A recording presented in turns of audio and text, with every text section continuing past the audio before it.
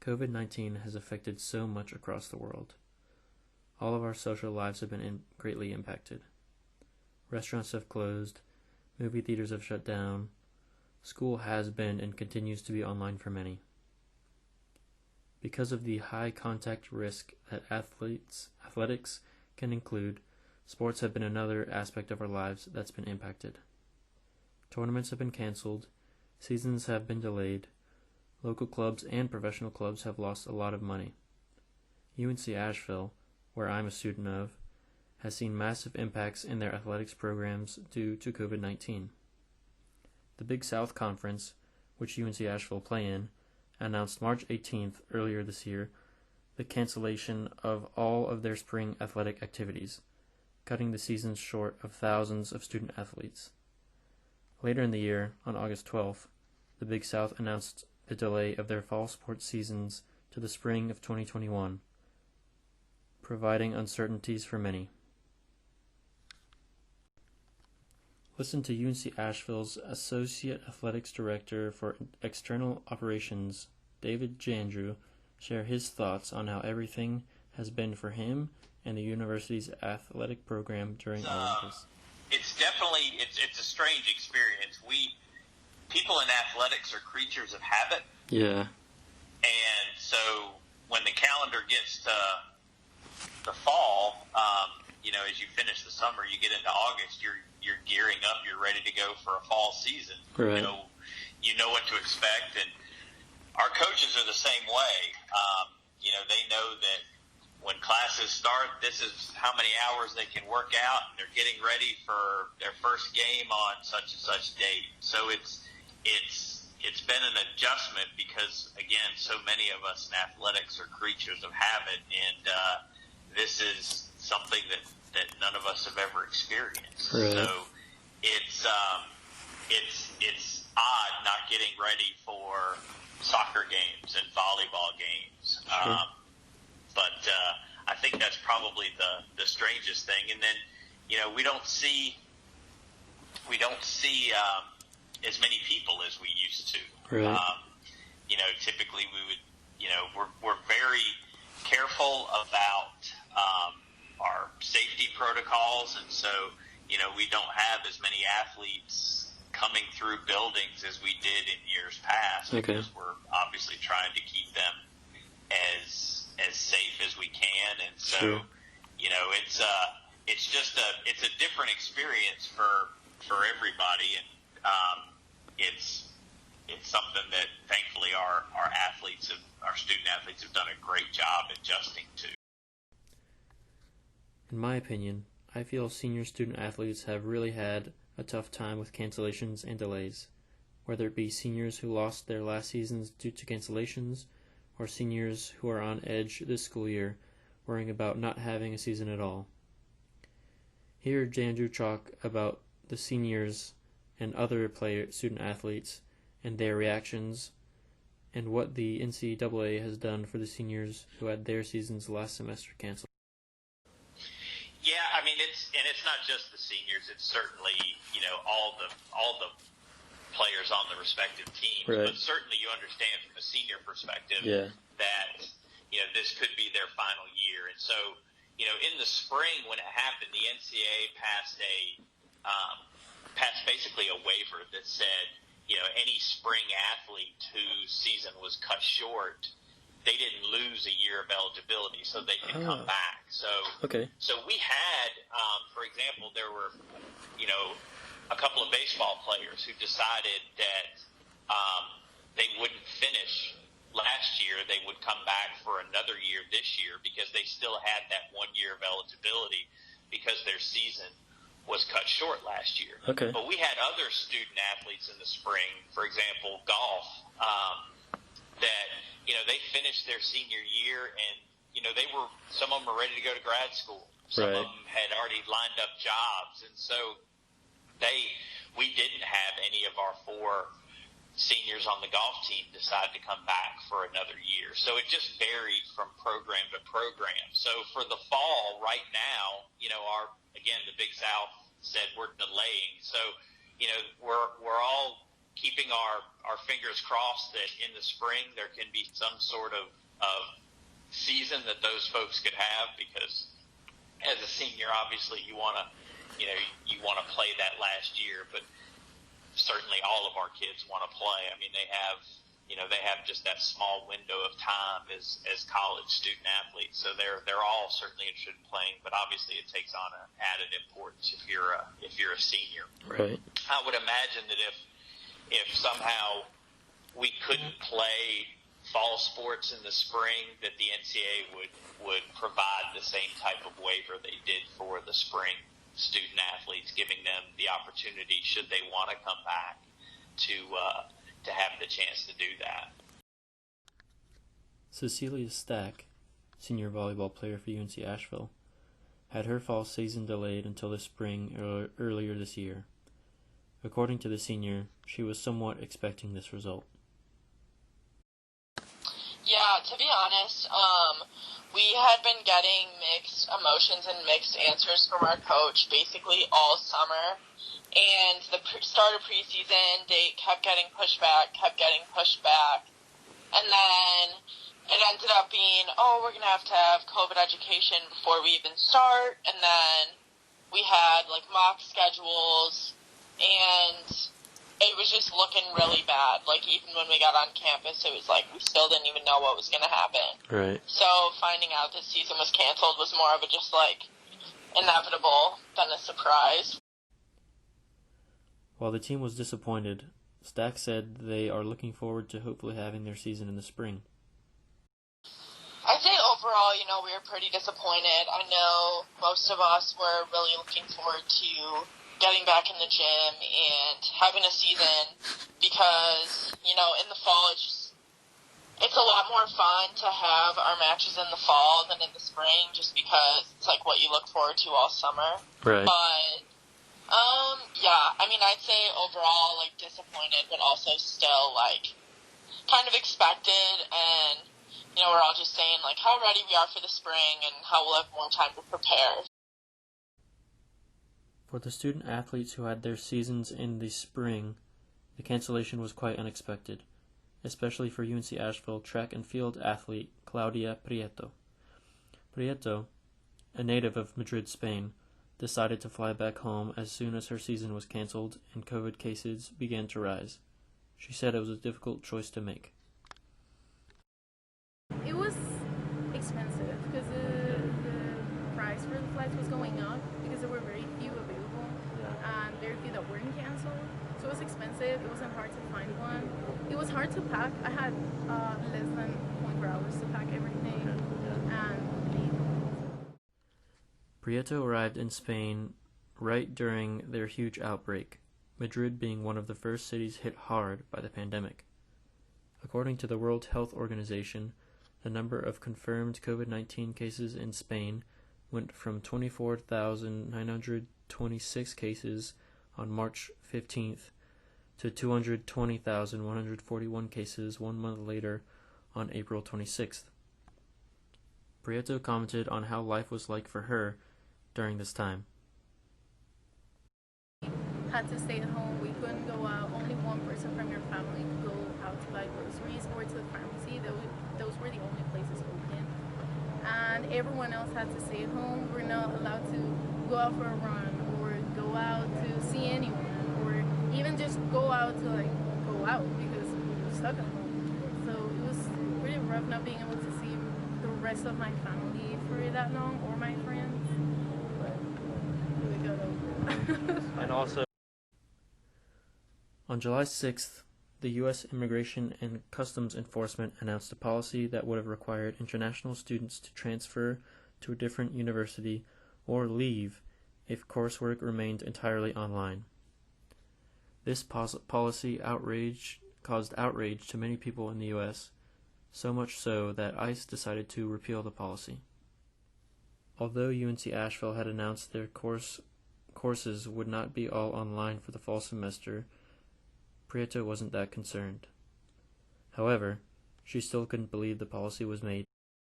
If there were online courses, did you hear about that at all? Yeah, we all heard about that even before the actual government announced it, because me and most of my international friends work with this agency that was sending us the news before it even came out. Yeah. And we didn't believe it at first. And we called our coaches, we called our friends that lived here. Nobody had heard anything, so we didn't believe it. And then 2 days after, everybody started talking about it. And we knew that Asheville wasn't going fully online yet. Yeah. So at least I knew that I was going to be able to come back. But like, things were starting to get worse here. So it was hard to think that they might actually end up going fully online. But then they haven't yet, and also that law was rescinded. So, yeah. Okay. Switching from the federal government to the state government, athletics and facilities remained on hold or restricted from March until the summer, largely due to Governor Roy Cooper's decision to keep the state at Phase 2, which provided many restrictions for athletic facilities, including the closure of gyms. Local youth sports clubs were affected at this time, as parents and kids were still cautious about playing. Executive Director of local soccer clubs, Highland Football Club, and ABYSA, Mike Jacob, spoke on what the summer was like for his clubs. Right, so it's been really slow. We shut down everything in the middle of March, and had to downsize. We were never sure when we were going to be able to play again. It always seemed like it was 3 or 4 weeks away, and kept getting delayed as the virus kind of did its thing. Mm-hmm. We were able to get back out on the field in the middle of June and doing social distance soccer training. So basically kids would come and it would be one ball, one player, 9 players per coach, and each player would have their own grid, and they wouldn't come outside their grid. It was kind of like soccer in jail. And so we started off with that, implementing all of the safety procedures. When I spoke to Jacob in September, his teams had just begun playing games again, and due to the governor's move to Phase 2.5 in early September, which allowed mass gatherings of 50 people outside, the director said players were allowed to bring 1 spectator to watch their games. Despite the recent return to playing games, everything is far from normal at the club, with low participation numbers and COVID precautions. In that. So we're back to playing regular games. This weekend will be our first weekend of recreation level soccer. Okay. Participation is only about 35% of what it normally would be for a fall season. Okay. And so we're coming back into it slowly. It's definitely the virus continues to have a big impact in terms of participation, and of course we're implementing a lot of safety protocols that kind of changes what the feel is at the soccer fields. Right. According to Jacob, the club has missed out on a lot in terms of playing and financially. But he said he and everyone in the club are trying their best to keep it up and running. Yeah, we normally host 2 really big tournament weekends in August. In general, those 2 tournament weekends usually fill about 3,000 hotel room nights, and that event was canceled. So the impacts have been pretty big. Yeah. And we don't know when, we don't know how long it'll take to get back into kind of a normal situation. So we're still, playing it by ear and providing programming to families as safely as we can. But trying to keep the club alive. HFC and ABYSA are 2 of the thousands of clubs financially hurt by COVID-19. According to the Aspen Institute, More than 10,000 municipal parks and recreation departments with sports programs were cut as of mid-July due to the financial setbacks brought on by COVID. Other places in Asheville have also missed out on a lot of normal athletic activities. Mikhail Patterson, an athletic coordinator for Asheville City's Parks and Rec, said the city did not provide any athletic league play or competitions in the summer due to the logistics and safety of the participants. From the athletic side, we really were not doing any leagues or tournaments. As long as we were in phase 1 or 2, we were not running any leagues or tournaments. The goal was once we get to phase 3, we can start the leagues and tournaments up. But phase 3 wasn't completely what we thought it was. So most gyms and athletic centers were closed from March until, as I mentioned earlier, Governor Roy Cooper's decision to move the state into Phase 2.5 in September. This phase allowed for gyms and other athletic facilities to be open at a 30% maximum capacity. During this lengthy spell of gym closures, many gyms and trainers decided to provide virtual programming. Beat Mark Madden, a part-time trainer at Asheville Racquet Club South, provided virtual trainings to her customers, but Mark Madden noted it wasn't easy.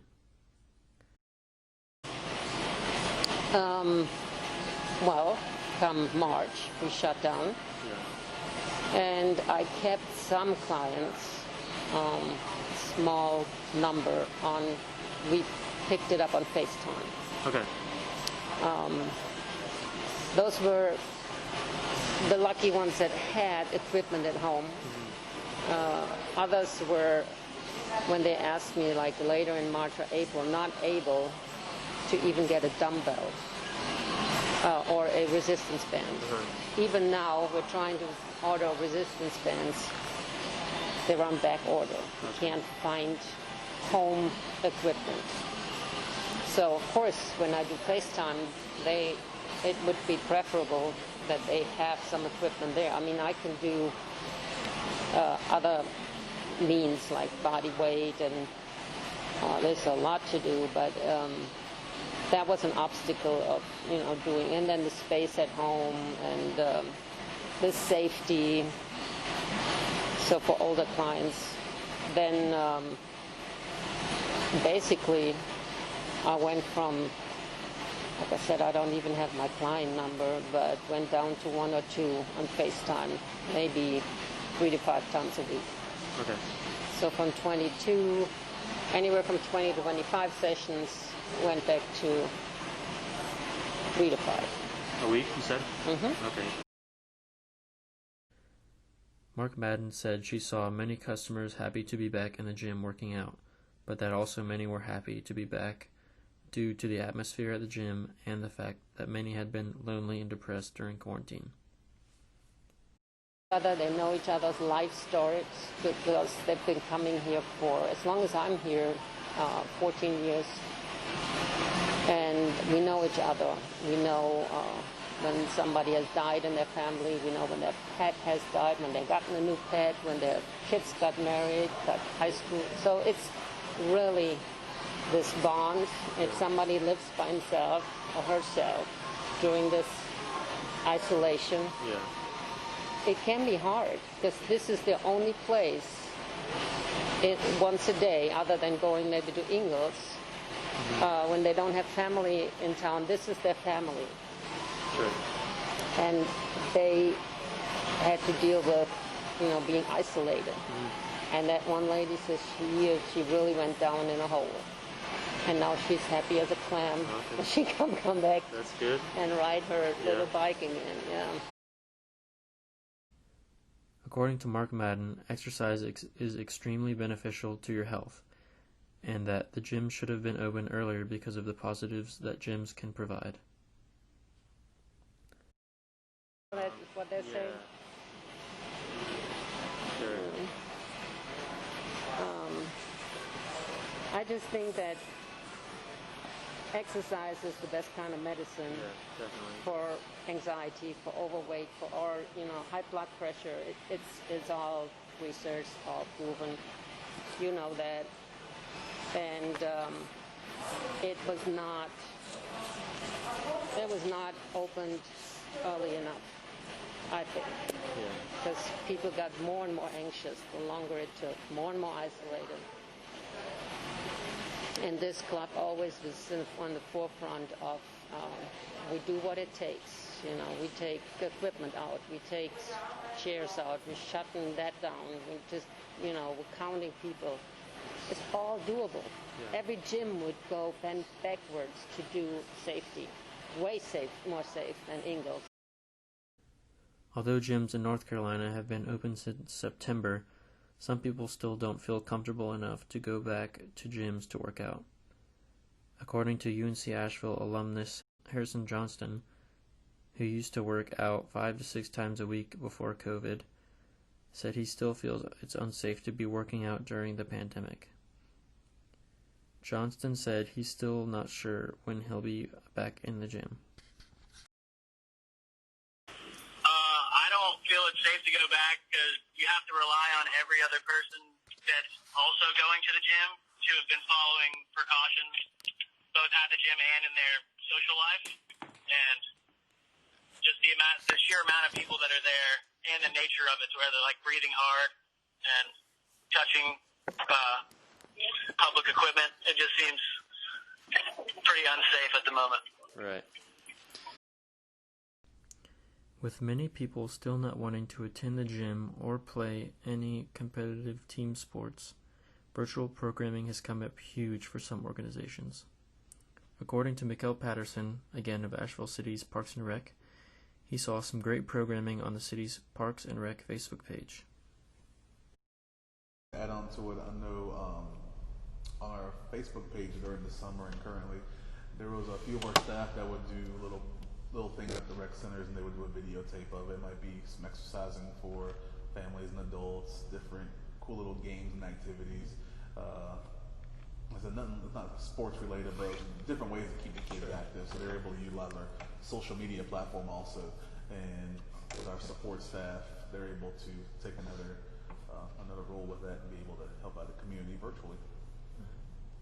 Kimberly Ziegmunt, who works as the Recreation Facility Manager at Asheville City Parks and Recreation Department's Dr. Wesley Grant Senior Southside Center, noted the Parks and Rec's debut of their esports league over the summer saw a huge crowd. Yeah. We had a really big, we had like 80 people register for our esports leagues. Okay. Yeah. So a lot of people that never have done any programming with us before, so we already knew that there was kind of like a gamer population, but we didn't know what we would get. So it was really great that we had such support from that community to, hey, let's join some leagues. Patterson noted the importance that esports can have due to the inclusivity online gaming provides. When it comes to sports, because I played baseball, basketball, and soccer and basketball in college, and you have to have some type of skills right there. And excluding soccer and baseball, like basketball, if you want to make NBA, your average point guard is still 6'3", 6'4", and then here in Western North Carolina, 6'3", 6'4", that's at your center. So being able to offer esports and gaming online, doesn't matter if you're a boy, girl, if you have a disability or a handicap, black, white, Hispanic, a lot of that is out the window, and so it's been great to bring a community together with esports. In conclusion, COVID-19 has impacted athletics and sports in all areas, from college athletics to youth sports, from trainers to gym goers. As long as the health risks that this pandemic bears continues, athletics will continue to be negatively affected. Despite the unfortunate nature of events that this topic included, I really enjoyed researching and talking with those who were affected. I hope you enjoyed hearing their voices and learning about them and how they've been impacted. If you want to read more about the people I talked to or read other articles of this subject, please do visit www.thebluebanner.net and search my name. Thank you for listening. Stay safe.